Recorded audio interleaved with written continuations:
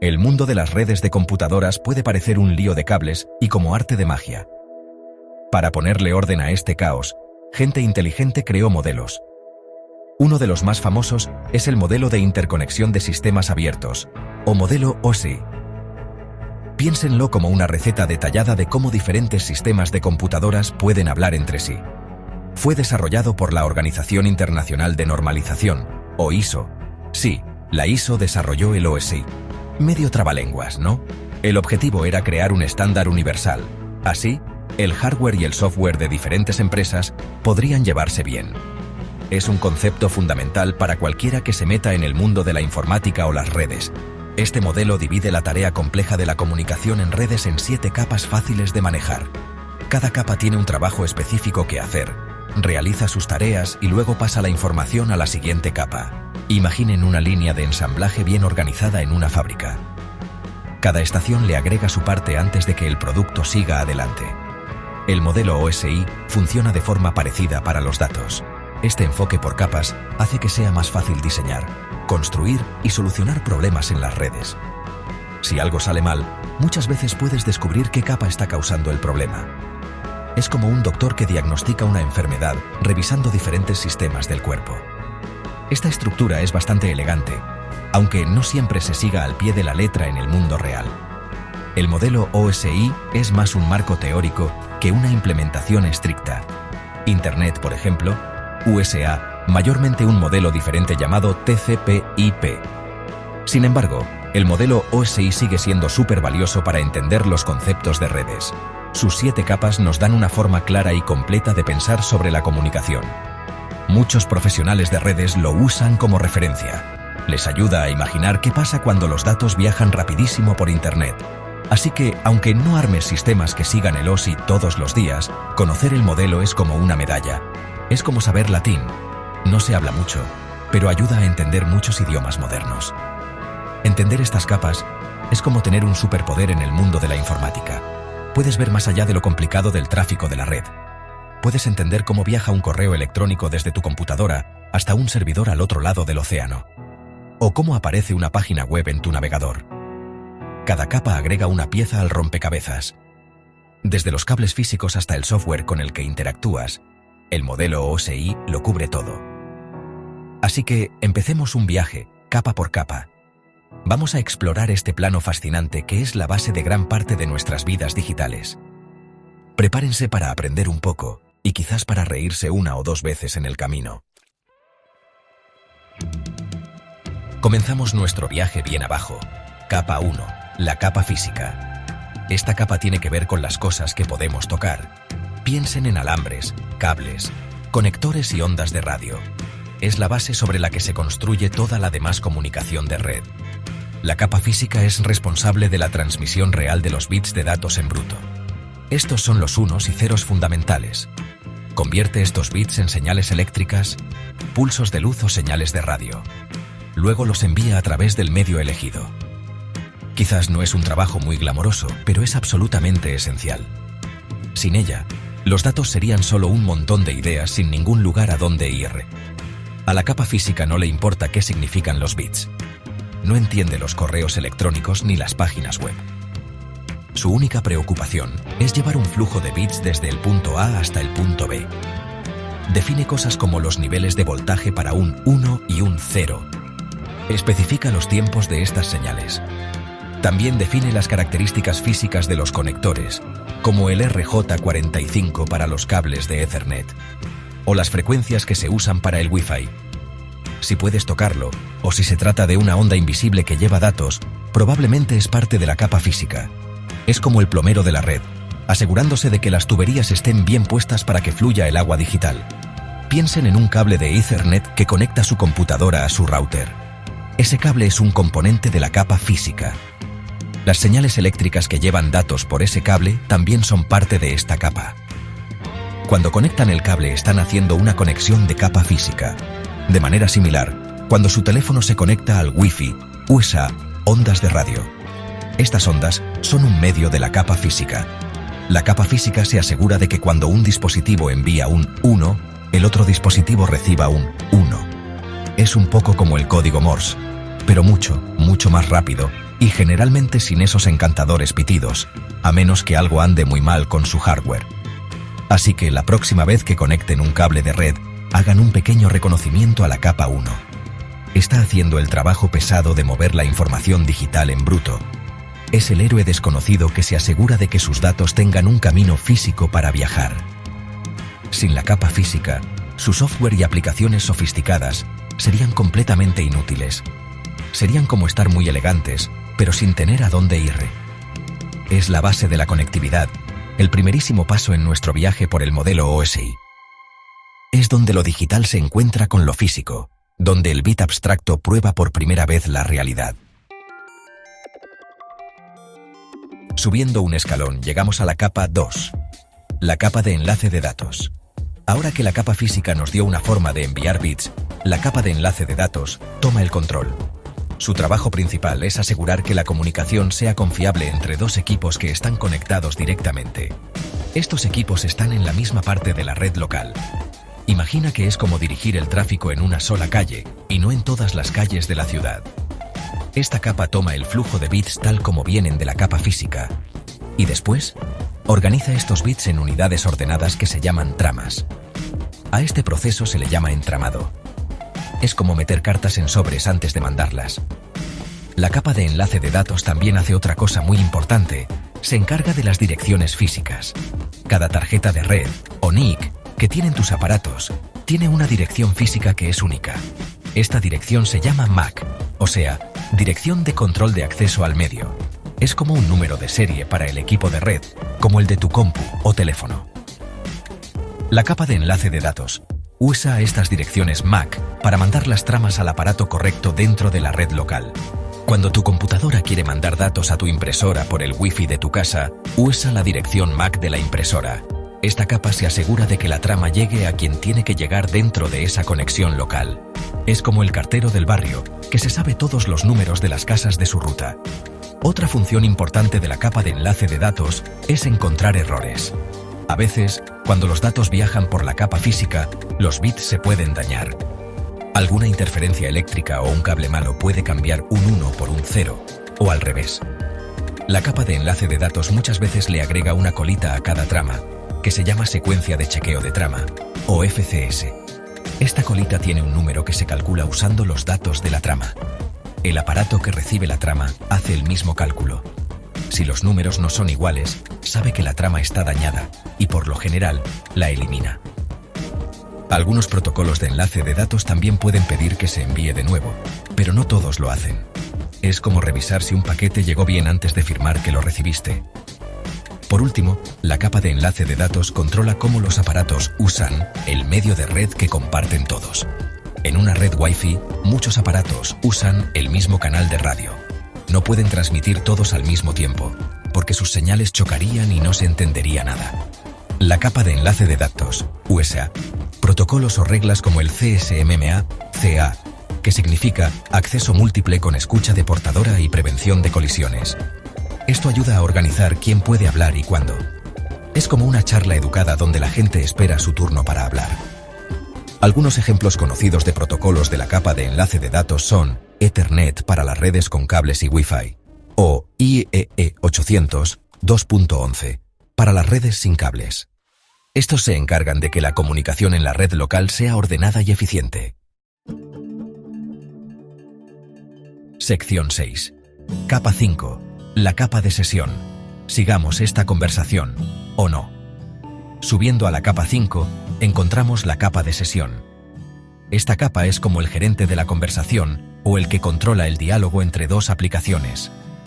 Su tarea principal es iniciar, manejar y terminar las sesiones, o sea, las conexiones, entre aplicaciones en diferentes computadoras. Imaginen que es como hacer una llamada telefónica. Marcas el número, iniciar, hablas, manejar, y después cuelgas, terminar. La capa de sesión se encarga de cómo funcionan estos diálogos. Se asegura de que la comunicación entre las aplicaciones siga un orden. Es como el diplomático que logra que las conversaciones sean fluidas y ordenadas.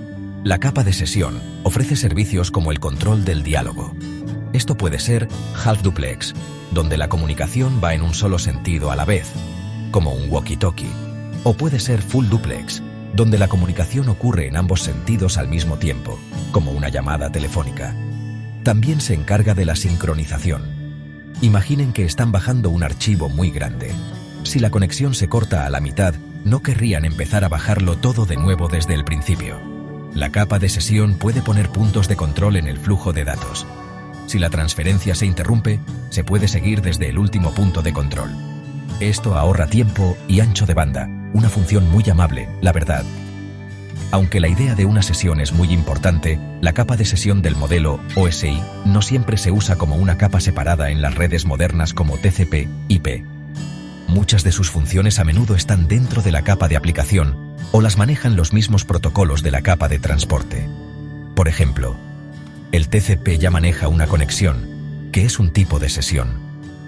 Pero entender para qué sirve la capa de sesión nos ayuda a ver lo complicado que es mantener una conversación seguida entre aplicaciones.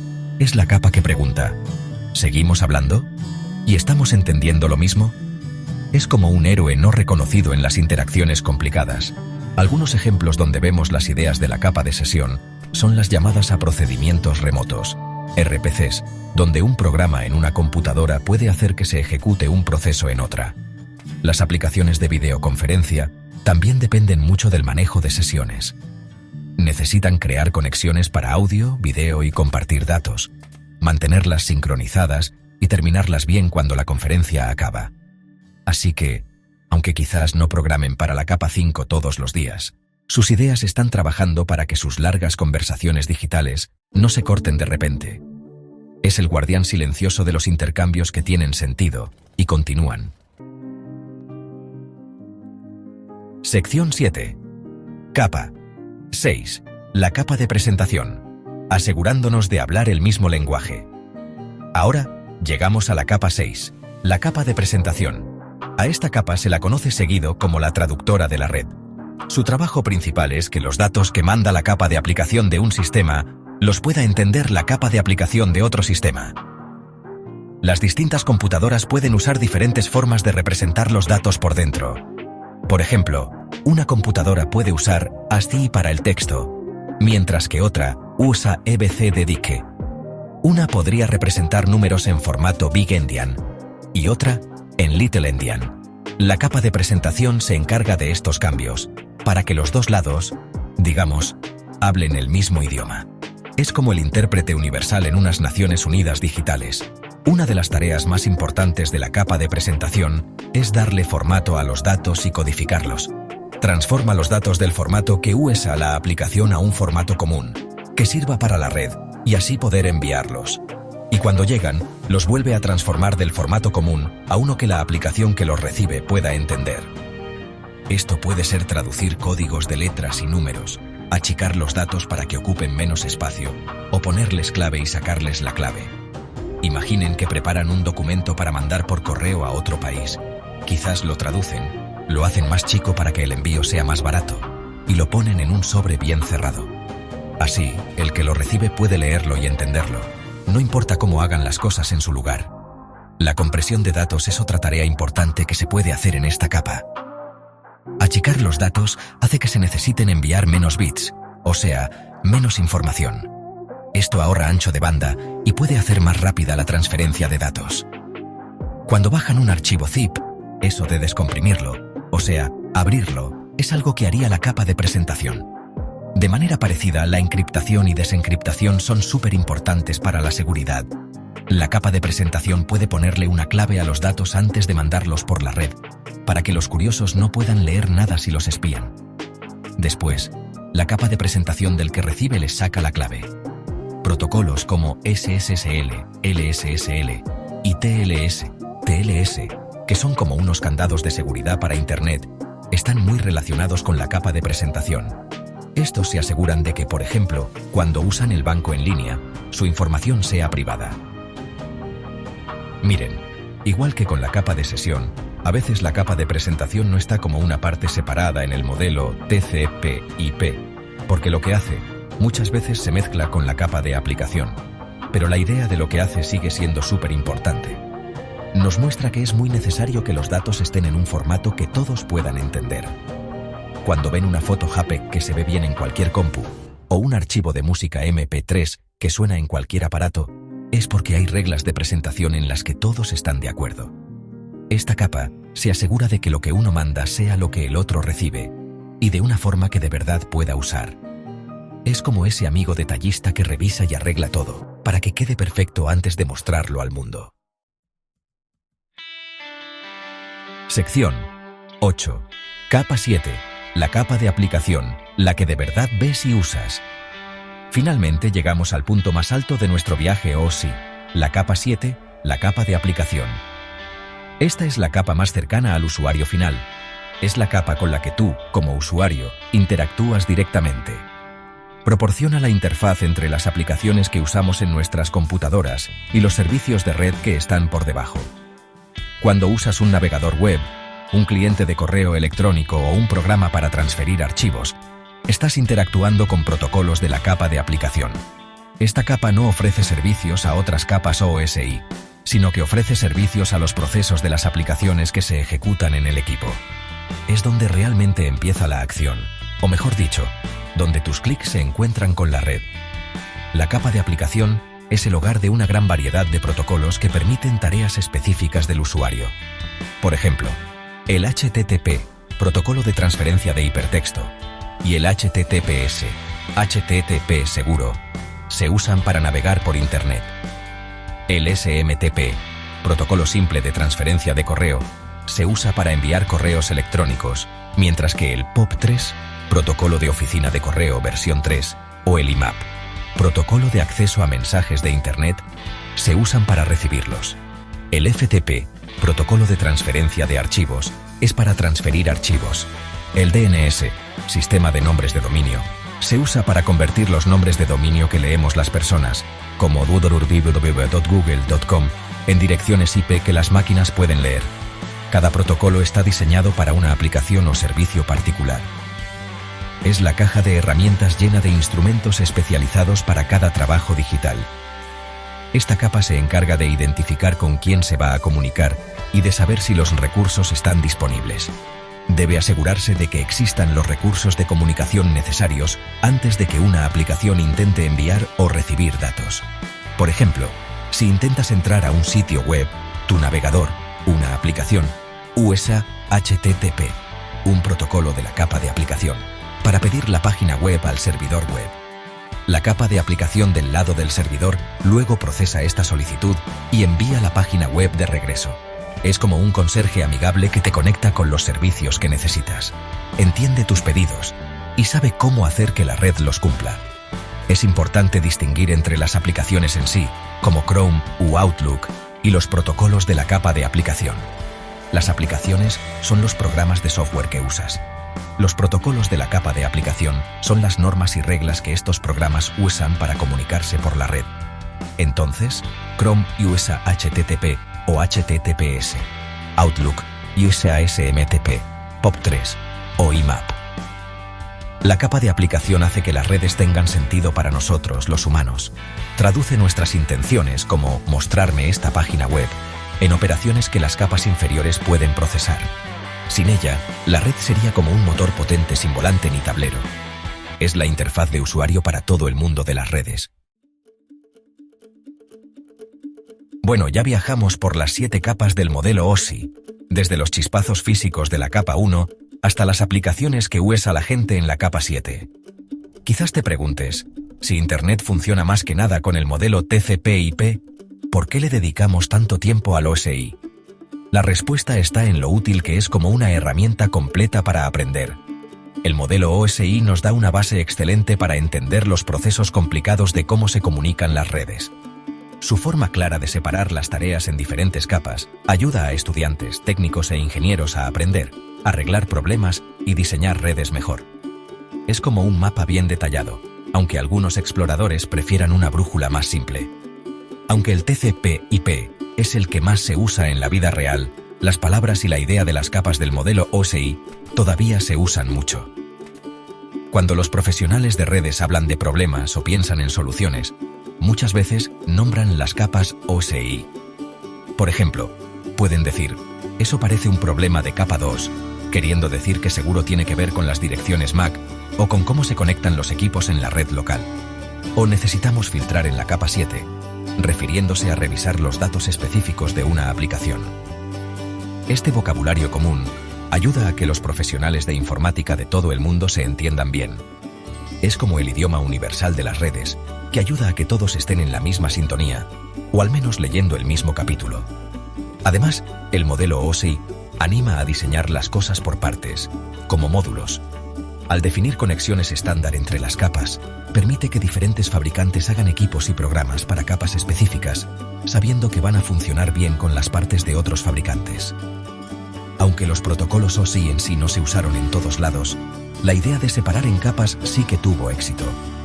Esta forma de trabajar por módulos impulsa la innovación y la competencia. Permite que cada capa pueda mejorar por separado sin tener que cambiar todo el sistema completo. Se puede crear un nuevo estándar de Wi-Fi capas 1 y 2 sin cambiar cómo funcionan los navegadores de Internet, capa 7. Esta flexibilidad es una herencia muy valiosa. Para terminar, el modelo OSI, aunque no sea el plano exacto del Internet que usamos todos los días, sigue siendo súper importante. Nos da una base de ideas muy valiosa para entender cómo se comunican las redes. Su diseño en capas nos enseña a dividir los problemas complicados en partes más chicas y fáciles de manejar. Nos da un lenguaje común para hablar sobre temas de redes. No importa si recién estás empezando en informática o si ya tienes mucha experiencia, entender bien el modelo OSI te va a servir mucho. Ayuda a entender mejor ese baile complicado de datos que hace funcionar nuestro mundo moderno y conectado. No es tanto un libro de reglas estrictas, sino más bien una guía súper útil para andar por este mundo digital.